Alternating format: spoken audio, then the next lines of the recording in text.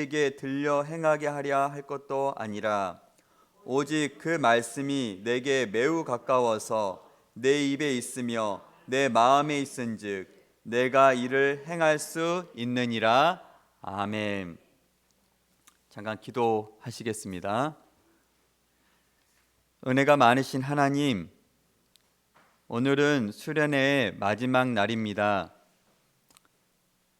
코로나 상황 때문에 주일 예배로 수련회를 대체했지만 아버지 하나님, 이 수련회가 마치고 나면 우리 학생들의 마음속에서 말씀에 대한 정의가 다시 세워질 수 있도록 말씀을 바라보는 태도가 달라질 수 있기를 간절히 소망합니다. 이 시간 하나님의 말씀이 우리 아이들의 심령 속에 잘 심겨질 수 있도록 은혜를 더하여 주옵소서. 주 예수 그리스도의 이름으로 기도드립니다. 아멘. 제가 찬양에 하도 은혜를 받고 제가 나올 때가 아닌데 나왔다가 당황스러워서 여기 앉았네요. 네, 감사합니다. 여러분, 그 중세시대 아시죠? 중세시대. 중세시대의 가장 큰 특징 중에 하나가 교회의 권위가 그 지금까지 역사 이래로 가장 높았을 때가 이 중세시대라는 거예요. 교회의 지도자이자 수장인 교황이 세상의 왕들보다 더 힘이 있었을 때, 아니면 비등했을 때가 바로 중세시대예요.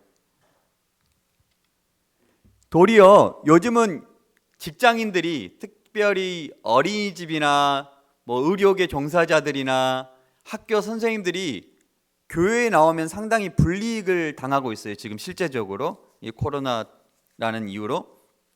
그런데 중세시대 때는 교회를 나오지 않으면 도리어 불이익을 당하는 그런 시대가 있었어요.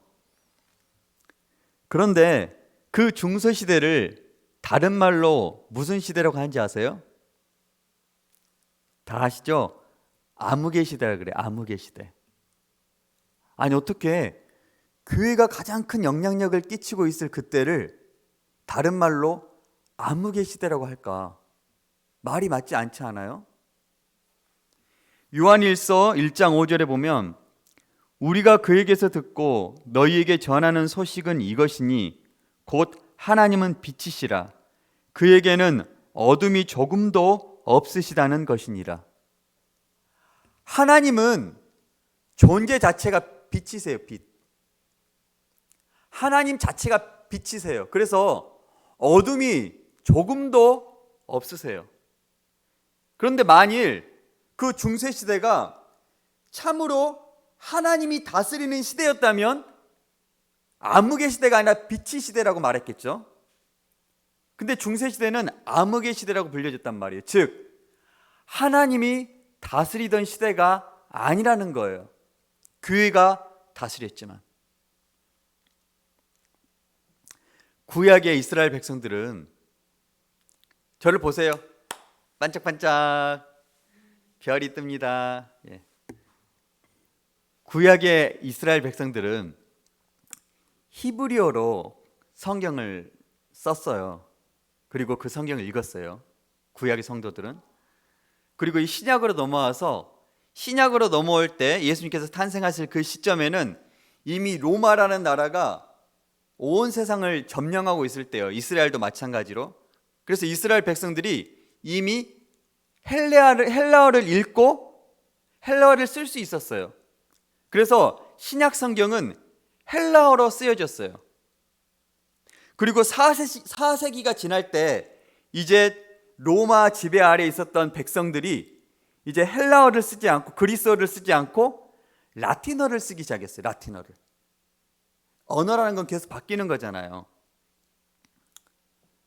이 라틴어를 쓰기 시작할 때 그때 다마스쿠스 교황이 백성들이 이제 라틴어로 써야겠다, 성경을 라틴어로 읽어야겠다는 생각을 갖게 되어서 그 당시에 가장 저명한 신학자인 제롬이라는 사람을 불러다가 이 히브리어와 헬라어의 성경을 라틴어 성경으로 번역을 해라 라고 명을 내려서 제롬이란 사람이 라틴어 성경으로 번역을 했는데 그것이 불가타 성경이에요.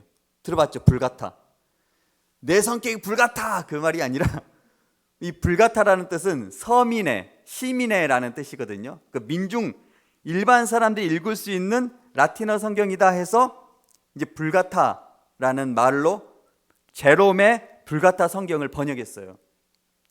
그런데 그것도 수세기가 지나니까 이제 사람들이 언어가 라틴어에서 뭘로 바뀌었을까요? 영어로 바뀌었어요. 영어. 사실 영어가 대부분 라틴어에서 온 겁니다. 영어를 배운 사람은 좀 알 거예요. 라틴어가 영어로 바뀌었어요. 민중들은, 일반 사람들은 다 영어를 써요. 라틴어가 무슨 말인지 모른단 말이에요. 우리나라도 마찬가지로 세종대왕이 뭘 만들었어요?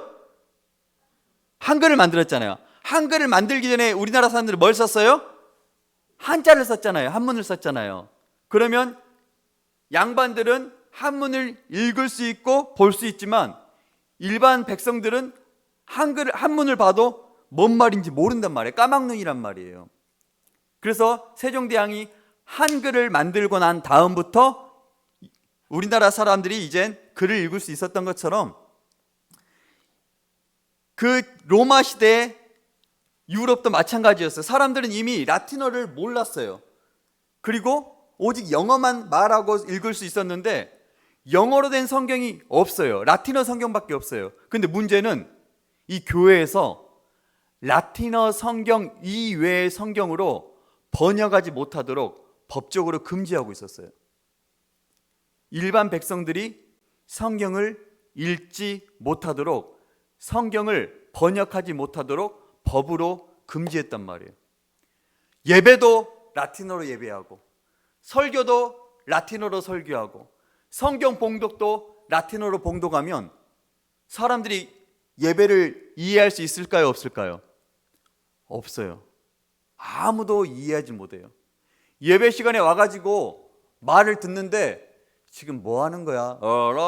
하고 있는데 뭐 하는 거지? 무슨 말 하는 거지? 하고 있다가 아멘 하면 아멘 하고 나왔어요. 그리고 나서 사제들이 성경이 뭐라고 적혀 있었냐면 돈을 많이 내야 돼, 헌금을 많이 해야 돼, 그래야 너희들 천국 가 라는 그런 말이 성경에 적혀 있었는가 보다 하고 그냥 믿고 나왔다는 거예요. 그래서 암흑이 시작됐어요. 암흑. 말씀이 사람들 가운데 들어가지 못하자 그 시대부터 암흑의 시대가 되기 시작했다는 거예요. 그때 개혁의 횃불이라고 불리우는 위클리프라는 사람이 있었어요. 그 사람이 이 라틴어 성경을 영어로 번역했어요. 무엇을 걸고요? 생명을 걸고. 그 사람도 로마 카톨릭의 상당히 높은 지위의 사람이었는데 계속하여 로마 카톨릭이 잘못된 점을 책망하면서 조용히 라틴어 성경을 영어로 번역했어요. 그러면서 그는 번역한 걸로 끝이 아니에요. 왜 번역해봐야 이 성경은 번역된 것은 얼마 되지 않는데 사람들의 손에 들려지기가 힘들잖아요. 그러니까 이 번역한 성경을 가지고 설교를 하는 설교 순회단, 롤라드라는 설교 순회단을 조직해서 전국 각지로 사람들을 보냈어요. 사람들이 위클리프에게 성경을 받고 그 영어 성경으로 읽고 그 영어 성경을 가지고 영어로 사람들에게 설교를 하기 시작하자 사람들이 깨어나기 시작했어요. 뭐야? 정말 말씀에 이런 말씀이 있단 말이야? 하나님이 나를 사랑하신대. 하나님은 우리에게 은혜로 주셔서 예수를 믿음으로 구원을 받는데 예수께서 우리의 죄를 위하여 십자가를 지고 돌아가셨대. 우리가 헌금을 많이 내야 구원받는 게 아니라 예수를 믿음으로 구원받는데 사람들이 깨어나기 시작했어요. 이 위클리프가 갑자기 뇌졸중으로 죽습니다. 중풍으로 죽어요. 그런데요, 어떤 일이 벌어지냐면 위클리프가 죽고 나서 31년이 됐을 때 이 로마 카톨릭에서 위클리프를 이단으로 정죄해요. 그리고 위클리프가 썼던 모든 책들을 다 불태우고, 위클리프가 번역했던 모든 성경을 회수해서 불태우고, 위클리프의 말씀을 전했던 롤라드라는 설교 순회단을 전부 다 잡아다가 죽였어요. 참수형을 시켰어요. 근데 위클리프는 이미 죽었네요. 어떻게 했는지 아세요? 부관 참시를 했어요. 뭔지 아세요? 이미 죽어버린 사람의 묘를 파다가 그 시체를 꺼내서 불에 태운 다음에 그 재를 강에다가, 스위프트 강에다가 뿌려버렸어요. 너희들도 성경을 번역하면 이렇게 벌받을 거야, 비참하게 될 거야 라고 본보기를 보여줬단 말이에요. 그리고 나서 윌리엄 틴데일이라는 사람이, 위클리프는 불가타역을 영어로 번역했다면 윌리엄 틴데일은 이 영어 성경을 헬라어 히브리에서 원어에서 바로 번역을 시작했어요. 그것도 몰래. 영국에서는 도무지 번역할 수 없어서 독일로 건너가서 어떤 부유한 상인 집 아래에서 보호를 받으며 번역을 했는데, 여러분 영국이 뭐가 유명한지 아세요? 여러분 뭐라 했어 방금?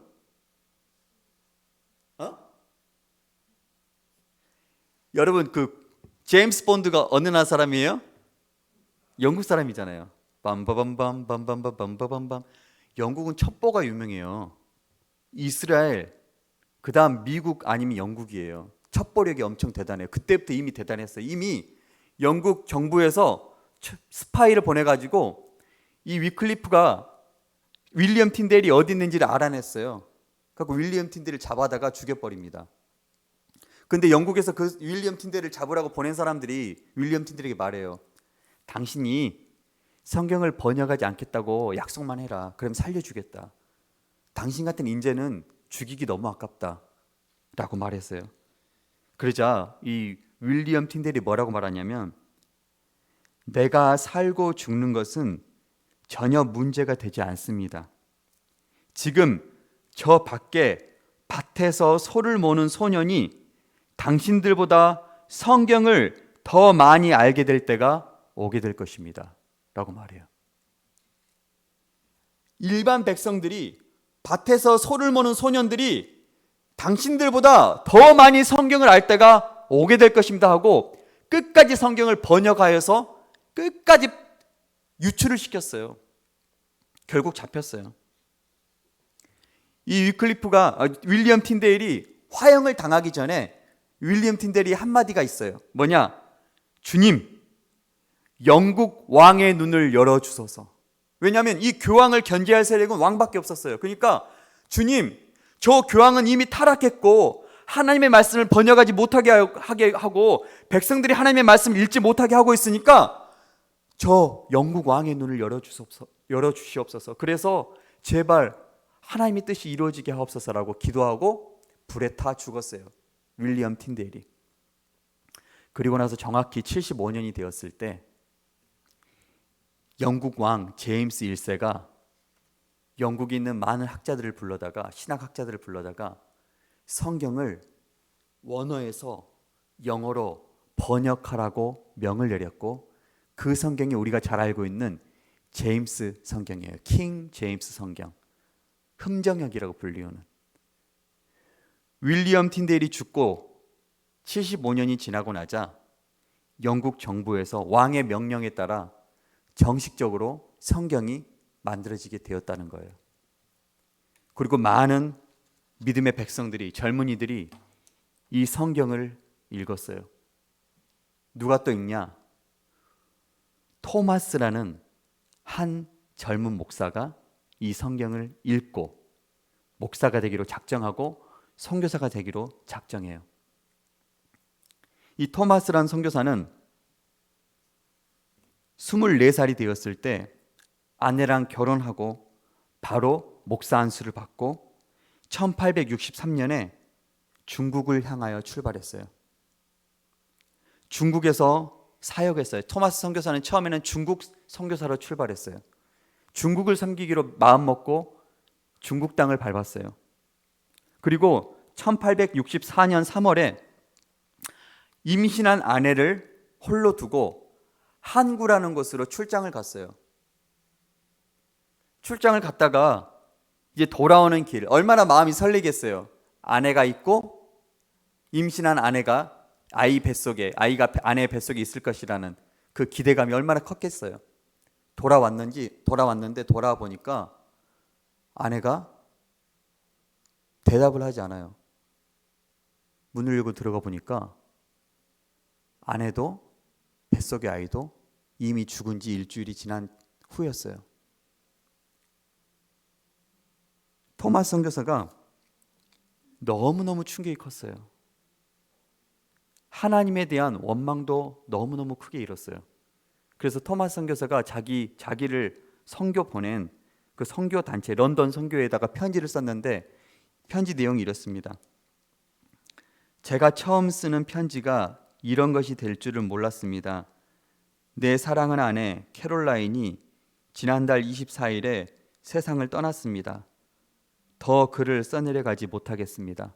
그리고 더 이상 쓰질 못했어요. 그리고 이 편지를 그냥 보냈어요. 그게 토마스 선교사가 중국에 와서 겪은 큰 충격이었어요. 그리고 그는 사직서를 내요. 나 더 이상 목회 못하겠다 하고 목회자의 자리를 내려놔요. 선교사의 자리를 내려놔요. 그리고 중국의 번역사로, 통역사로 그냥 일을 하기 시작해요. 중국의 통역사로 일을 하다가 조선으로부터 어떤 소식을 들은데 무슨 소식이냐면 조선에 있는 카톨릭 성도들이 핍박을 받고 있다는 소식을 들어요. 죽임을 당하고 있다는 소식을 들어요. 그리고 다시 그 마음속에 불이 임하기 시작해요. 조선 땅? 한 번도 들어보지도 못했고 지도에도 나오지 않는 그 조선 땅에 이미 카톨릭 성도들이 살고 있고 핍박을 당하고 있다고? 그럼 내가 그곳에 예수 그리스도를 전해야겠다. 불을 받고 조선 땅을 위하여 기도하기 시작해요. 그는 처음 백령도로 배를 타고 가요. 그곳에서 성경을 나눠줘요. 그리고 다시 어떻게 하면 한국으로, 백령도가 아니라 정식 대한민국 땅을 밟을 수 있을까? 조선 땅을 밟을 수 있을까라고 기도하던 차에 조선 땅으로 들어간다는 소식을 들어요. 제너럴 쇼모너라 들어봤죠? 역사 시간에 배울 거예요. 제너럴 쇼모너가 들어간다는 소식을 듣고 그 배를 타요. 근데 문제는 제너럴 쇼모너는 이미 우리나라 정부에서 세국 정책을 펴고 있었기 때문에 다른 민족이 들어오는 것을 막고 있는 정책을 펴고 있었고, 제너럴 쇼머너 선장은 이미 마음 자체가 선교사의 마인드가 아니라 상인의 마음, 식민지 통치하는 그 마인드가 갖고 있었기 때문에 토마스 선교사는 배를 잘못 탔어요. 런던 선교회에서 편지를 급하게 보냈어요. 그 배 타지 말라고. 그 배 타면 위험에 처하게 된다고. 지금 조선 땅엔 들어가서 안 된다고 편지를 보냈지만 편지를 받기 이전에 이미 토마스 선교사는 그 배를 타서 한국 땅에 들어와 버렸어요. 조선 땅에 들어왔어요. 우리나라 정부에서 들어오지 말라. 강을 타고 들어오고 있는데 들어오지 말라라고 몇 번을 말했지만 이 선장은 계속 들어와요. 우리나라 포졸 한 명을 붙잡은 채로, 인지를 잡은 채로 계속 들어와요. 결국 우리나라에서 뗏목에 지푸라기를 싣고 기름을 얹은 다음에 그것을 불을 붙여서 그 뗏목을 제너럴 쇼모너가 있는 쪽으로 보냅니다. 제너럴 쇼모너와 뗏목이 부딪히는 순간 그 불이 제너럴 쇼모너에 옮겨붙기 시작했고, 많은 선원들이 내려오는 순간 활을 쏘고 그 모든 선원들을 죽이기 시작했습니다. 그때 이 토마스 선교사가 야소 외쳤어요. 야소가 뭘까요? 예수를 한자로 야소로 했거든요. 야소 외치며 자기가 갖고 왔던 모든 한문 성경을 밖으로 막 던져요. 육지로 막 던지기 시작합니다. 그리고 자기도 내려오자마자 바로 붙잡혔어요. 제일 먼저 선장 목배임을 당하고, 중국 서기 조능봉이 목배임을 당하고, 이팔행이 목배임을 당합니다. 그리고 마지막 이 영국 야소교 목사 토마스라고 말하자 북을 둥둥둥 그잖아요. 이게 사극 보면은 막 칼춤 추면서 이러다가 이렇게 확 죽이잖아요. 칼춤은 안 쳤겠지만 둥둥둥둥 하면서 칼을 내리치기 전에 이 토마스 선교사가 이것을 제발 받아달라고 요청을 해요. 한국말을 곧잘 했거든요. 제발 이것을 받아주십시오. 그때 박충권이라는 사람이 그것을 뭔지 모르지만 받았어요. 보자기에 쌓여있는 걸 받고 나서 토마스 선교사의 목을 베요. 토마스 선교사가 죽기 전에 했던 말이 있어요. 하나님, 이 사람은 하나님을 모릅니다. 이 사람이 하는 일도 모릅니다.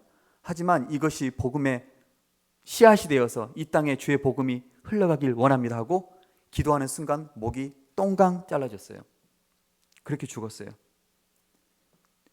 28세의 젊은 나이로 자기 자식과 아내는 중국에서 죽고 토마스 선교사는 우리나라 대동강변에서 죽습니다. 그리고 정확히 33년이 지난 1899년에 마페 선교사가 복음을 전하고 있는데 한 늙은 노인이 마페 선교사 앞에 무릎을 꿇더니 눈물을 뚝뚝 흘려요. 왜 그러십니까? 그 박충권이라는 사람이었어요. 제가 33년 전에 이 토마스 선교사라는 분을 죽였던 사람입니다. 괴로워서 못 살겠습니다. 내 마음에 계속 그분이 말씀했던 야소라는 말이 떠나질 않습니다. 마페 선교사에 의해서 이 박충권이가 구원을 받습니다. 영접을 해요, 예수 그리스도를. 그리고 이 박충권은 장로가 돼요. 그런데 여러분 그거 아세요? 이 토마스 선교사가 던졌던 그 성경을 사람들이 받아보고는 이거 금서라는 것을 알고 버리고 막 갔거든요. 근데 박영식이라는 사람이 있었는데 그 사람이 그 성경책을 봤더니 책이 너무 좋은 거예요. 뭐가 좋냐면 질이 좋은 거예요. 질이 얇아가지고. 그러니까 이걸 어디다 쓸까 하다가 우리 집 도배를 새로 해야 되는데 도배를 해야겠다 해가지고 자기 집 방을 성경으로 도배를 했어요. 태초로 말씀으로 도배된 집이었어요. 그리고 이 박영식이 도배한 그 집을 최치량이라는 사람이 샀어요. 박영식이 도배한 집을 최치량이라는 사람이 사가지고 그 집을 뭘로 썼냐면 여관으로 썼어요. 근데 웃긴 것이 그 여관에 묵는 사람마다 이게 뭐야 하고 읽다가 예수를 영접하게 됐어요. 최치량도 예수를 영접하고 박영식도 예수를 영접하고 나중에 이 집이 넓다리꼴 교회라고 우리나라의 교회가 되었어요. 집이. 이 토마스 선교사에 의해서 야소 외쳤던 그 소리를 들었던 사람들이 그 야소란 소리 때문에 자려고 눕기만 하면 계속 야소 들려가지고 괴로워했다가 예수를 믿게 되고. 여러분 제가 지금 무슨 말씀을 하고 싶으냐면 여러분이 손에 들고 있는 이 성경이요 그냥 들고 있는 게 아니라는 거예요. 누군가의 피가 묻혀져서 여러분의 손에 들려오게 되었다는 거예요. 누군가의 울부짖는 기도 때문에 여러분의 손에 들려지게 되었다는 거예요. 누군가의 아내를 잃어버리고 자식을 잃어버려도 자신의 몸이 불에 타도 누군가는 여러분이 이 성경을 결국은 손에 들게 하기 위해서 자신의 생명을 죽이면서까지 피를 흘리면서까지 여러분의 손에 성경이 들려지게 된 거라는 거예요. 오늘 우리가 읽었던 본문처럼 말씀이 저 하늘에 있는 게 아니에요. 말씀이 저 바다 끝에 있는 게 아니에요. 여러분의 입에 있고 여러분의 가슴에 있어요. 지금 여러분의 손에 있어요. 아주 가까워요. 그런데도 이 말씀을 읽지 않으면 나중에 우리가 주님 앞에 서게 될 때 여러분 뭐라고 변명할 수 있겠어요? 중세시대 사람들이 이렇게 말하겠죠. 저는 성경을 볼 수도 없었어요. 성경을 손에 들 수도 없었어요. 또 성경이 라틴어로 쓰여 있어서 만약 내가 구한다 해도 이 성경을 읽어볼 수 있는 지혜도 없었어요 라고 말하겠죠. 하지만 여러분은 뭐라고 말할 수 있겠어요? 여러분에게 성경이 있어요. 여러분 집에 가도 성경이 있어요. 교회 가도 성경이 있어요. 여러분의 책상 위에도 성경이 있어요. 그런데 이 성경을 읽지 않고 이 성경을 가까이 하지 않는다? 여호와의 말씀을 가까이 하지 않는다? 핑계댈 수 있는 게 아무것도 없다는 거예요. 요한복음 20장 31절에 보면 오직 이것을 기록함은 너희로 예수께서 하나님의 아들 그리스도이심을 믿게 하려 하며 또 너희로 믿고 그 이름을 힘입어 생명을 얻게 하려 함이니라. 결국 우리가 영원한 생명을 얻게 하려고 이 말씀이 기록되었다는 거예요. 이 말씀을 가까이 하고 이 말씀을 읽고 이 말씀을 듣고 이 말씀을 지켜 행하는 자만이 복을 얻고 영원한 생명의 길을 누릴 수 있게 되는 거예요. 우리 사랑하는 친구들, 오늘이 마지막 큐티, 말씀이 살아 움직이게 하라는 마지막 설교예요. 여러분에게 이제 성경이 주어졌어요. 그리고 오늘 큐티 책을 또 사왔어요. 새벽나라. 제가 기독서점 가서 이 새벽나라를 몇 번을 들었다 내렸다 했는지 몰라요. 새벽나라 한 권이 3,500원이에요. 다른 큐티 책은 1,500원에서 2,000원 사이예요. 비싸봐야 2,500원이에요. 좀 더 다른 싼 걸로 할까 말까 계속 고민하다가 아무리 봐도 이 새벽나라 큐티 책이 제일 짜임새가 좋고 읽기에 좋고 내용이 좋았어요. 비싸요, 여러분. 그래도 여러분이 조금이라도 이것을 읽어서 말씀을 가까이 하게 된다면, 한 명이라도 이 말씀을 가까이 해서 이 말씀에 예수 그리스도를 깊이 만나게 된다면 그것은 값어치는 비교할 바가 아니다라는 결정을 하고 새벽나라를 또 사왔어요. 한 달치를. 사랑하는 친구들, 말씀을 가까이 합시다. 말씀이 우리를 살려요. 흑암의 길로 가면 안 돼요. 주의 말씀은 내 발의 등이요 내 길의 빛이니이다. 왜 등이란 표현을 썼을까요? 왜 빛이란 표현을 썼을까요? 이 세상이 어둡다라는 거예요. 어둡기 때문에 절대로 우리가 가고자 하는 그 생명의 길을 말씀이 없이는 갈 수 없다는 전제가 있다는 거예요. 꼭 말씀을 가까이 하는 우리 사랑하는 친구들의 삶이 되시기를 간절히 축원드립니다. 기도하겠습니다. 사랑과 은혜가 많으신 하나님 감사합니다.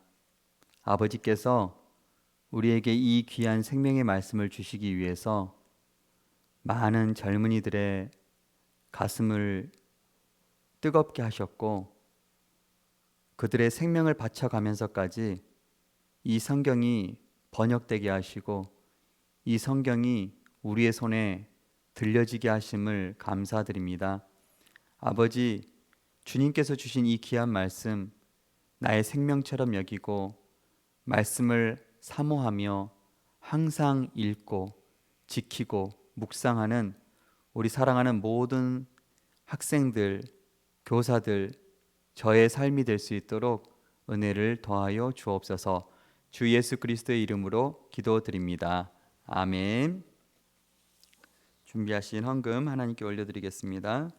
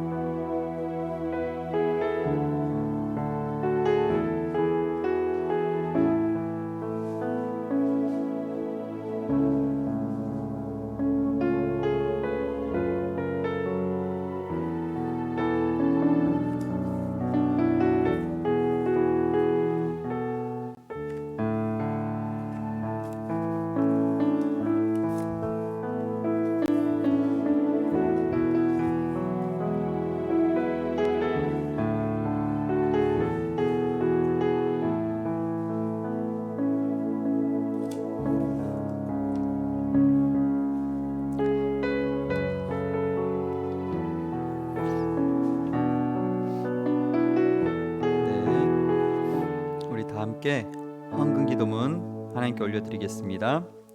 사랑하는 주님, 오늘도 중고등부 예배로 불러주셔서 감사합니다. 청소년 시기부터 물질의 주인은 하나님이심을 알게 하시고 준비된 예물을 주님께 드릴 수 있도록 인도해 주셔서 감사합니다. 오늘 드려진 헌금이 하나님 나라를 위해 아름답게 사용되도록 축복해 주시고 구별된 모습으로 하나님께 드려진 삶을 살도록 인도해 주세요. 예수님 이름으로 기도드립니다. 아멘. 자, 축도하심으로 1부 예배 마치겠습니다. 이제는 주 예수 그리스도의 은혜와 하나님의 사랑과 성령의 교통하심이 아버지의 말씀만이 나를 살리고 아버지의 말씀만이 이 어두운 세상에서 빛이 되어 나의 갈 길을 인도한다는 것을 믿고 주의 말씀을 가까이 하기로 마음먹고 작정하는 이곳에 모인 모든 이들의 머리 위에 그들의 삶 위에 이제로부터 영원까지 함께 있을지어다. 아멘.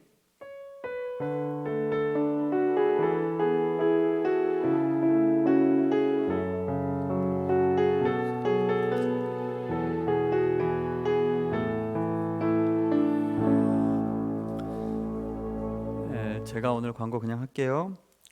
수련회 기간 동안 큐티책 꼭 가지고 다니시고 오늘이 마지막 날인데 앞으로도 큐티책은 꼭 지참하도록 하겠습니다. 우리 공과를 큐티책과 함께하는 방향으로 또 하도록 할 테니까 큐티책을 꼭 우리가 말씀드릴 때 지참해 주시고 주보 보면 수련회 기간 중 암송 구절이 있어요.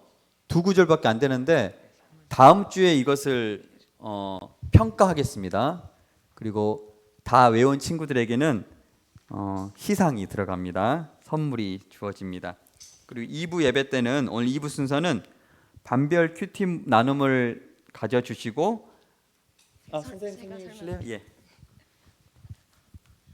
네, 여러분 안녕하세요. 제가 매주 나오지 않으려고 노력하는데 제가 2부 순서 잠시만 설명할게요. PPT 잠시만 봐주시겠어요?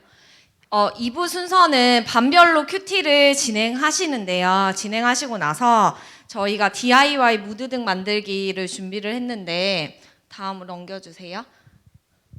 큐티를 반별로 진행을 하고서 자유롭게 나눠주시고 마음에 와닿는 구절을 하나 뽑습니다. 선생님이 오늘 예시로 화요일 큐티를 줄을 그어뒀는데 여러분들도 읽으면서 이 본문은 내가 마음에 좀 기억을 해야겠다 이런 구절이 있으면 기억을 이렇게 뽑아주시고요.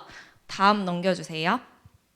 이따가 반별로 이 무드 등 만들 수 있는 걸 만들 건데 선생님은 화요일 본문 중에 마태복음 16장 24절로 이렇게 무드 등을 만들었어요. 네임펜으로 구절을 적거나 아니면 그 구절과 관련된 단어를 크게 쓰거나 아니면 거기에 관련된 그림을 그리는 거예요. 그리고 나서 같이 내가 왜 이 구절을 이렇게 썼다, 왜 이 구절이 마음에 들었다 하는 것을 같이 나눠주면 좀 좋을 것 같아요. 그래서 선생님들 그렇게 진행을 해 주시고요.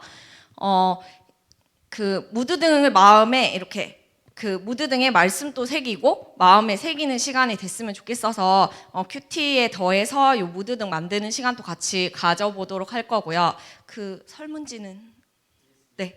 그 무드 등 다 이렇게 큐티하고 그러면 선생님들 기억하실게 큐티 반별로 진행해 주시고 무드 등 만들면서 말씀 한 구절씩 적어 주시고 그다음에 마지막으로 설문지를 나눠 드릴 거예요. 그래서 4주 동안 우리가 2박 3일 수련회는 아니었지만 4주 동안 수련회 하면서 어땠는지 간략하게 좀 적어 주시면 다음 여름 수련회 때 저희가 도움이 될 것 같습니다.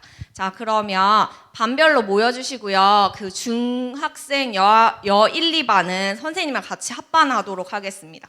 반별로 계시면 제가 무드 등 간식 그리고 무드 등 꾸밀 사인펜이랑 색연필 나눠 드리겠습니다.